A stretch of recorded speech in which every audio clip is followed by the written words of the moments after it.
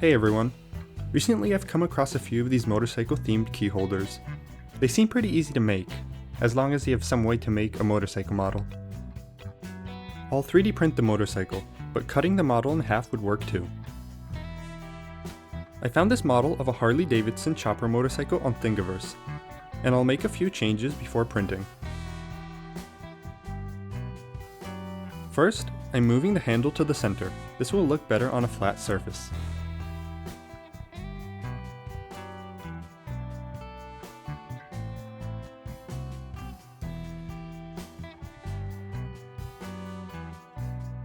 Now, I need to remove the handle that sticks out.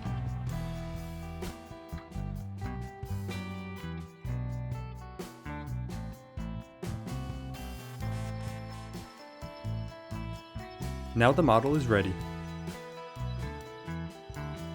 I've brought the model into a slicer, and I'm cutting the model in half by lowering it into the print base. And with that, it's ready to print.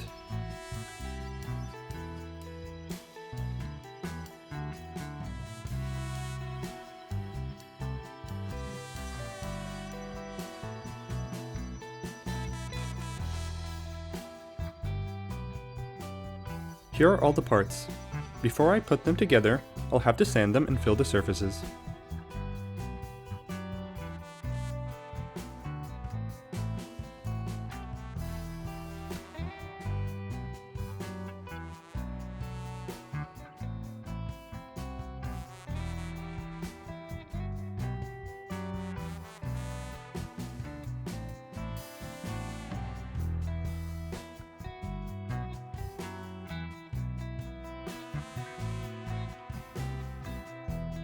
To fill all the print lines, I'm using spot putty.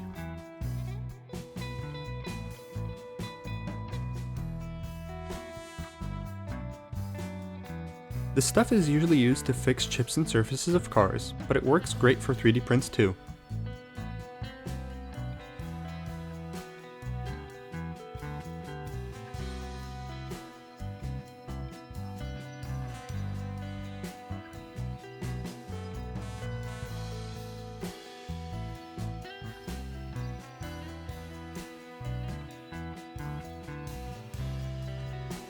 It dries quickly, so I can begin sanding off the excess.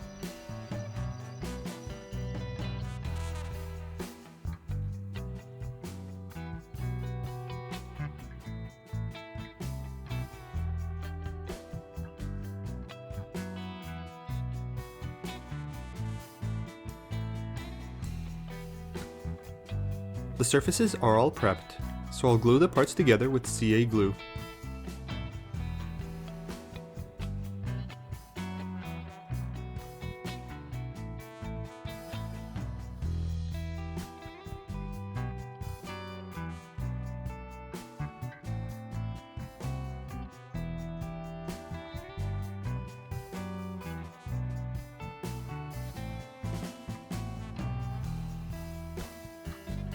Now I'll give the surface a primer coat. The next step is painting, which can get repetitive, so considering this model is a Harley-Davidson motorcycle, I'll recap a quick history of the Harley-Davidson company to pass the time. During the late 1800s, bicycles as we know them today began to gain popularity in the US. This new two-wheeled vehicle heavily interested a young William Harley. In 1901, William Harley began to work on a small engine designed to be attached to the frame of a bicycle. Along with his friend Arthur Davidson, they would tinker with this engine in a machine shop in northern Milwaukee for the next few years. After 2 prototypes and help from Arthur's brother Walter Davidson, they had made a functioning motorized bicycle, but it wasn't powerful enough to traverse the hills around the Milwaukee area. Following this, the 3 of them switched to a loop frame design and installed a much larger engine.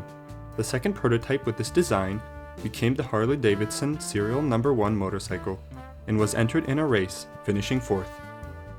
By 1905, now operating as the Harley-Davidson Company, they began selling very small amounts of motorcycles they were constructing. A year later, they built their first factory, which still operates as the Harley-Davidson headquarters today.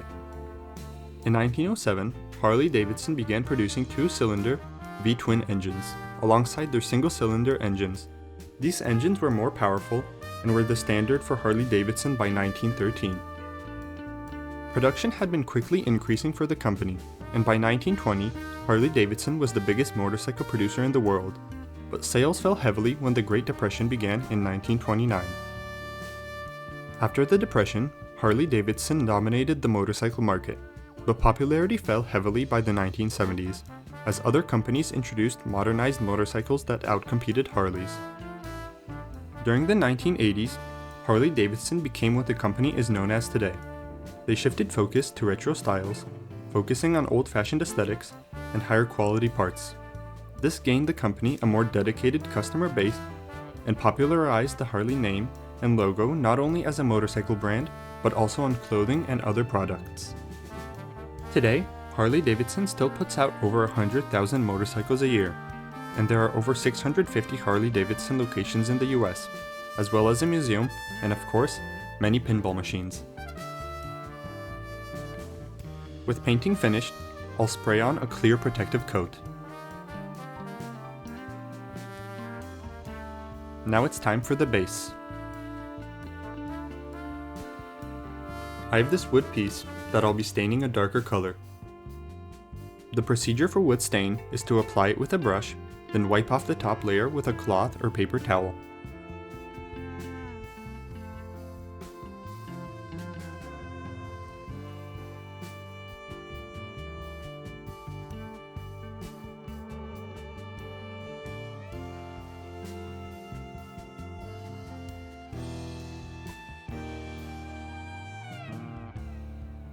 With the wood stained, I can measure out where the hooks will be.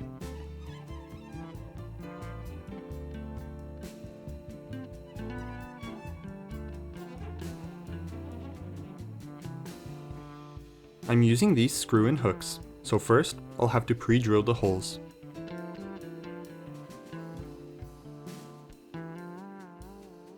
With the holes drilled, I can screw in all the hooks.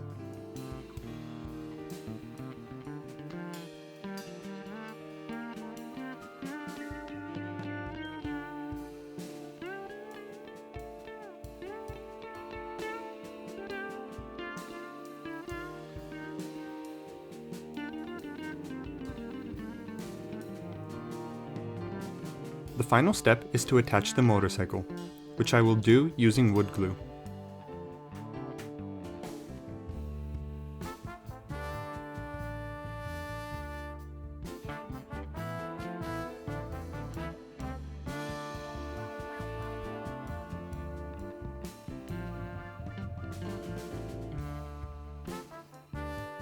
And that's this project finished. Thanks for watching.